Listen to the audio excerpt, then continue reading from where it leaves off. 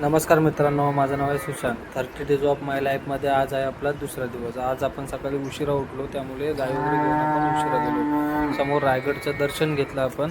रायगडचं दर्शन घेतल्यानंतर काल रात्री पाऊस पडल्यामुळे आपण आपल्या बागेकडे लक्ष दिलं. आंबा बाग आपण व्यवस्थित आहे का ते बघितलं.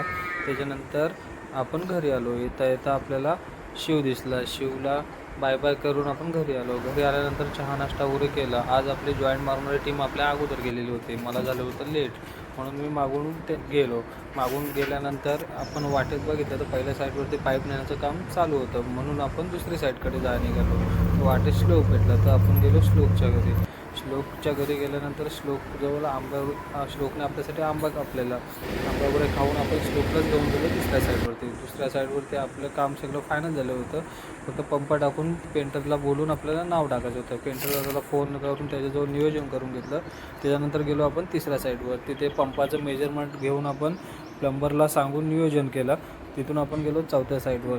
तिथे खोदून वगैरे ठेवलेलं होतं. 2 किलोमीटर लाईन आपल्याला अजून खेचायची होती.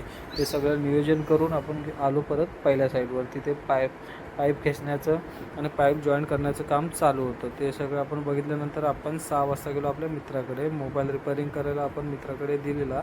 येता येता खूप उशीर झाला तर पाऊस पण लागला. पाऊस लागला तर 1 तास आपल्याला पावसामध्ये गेला.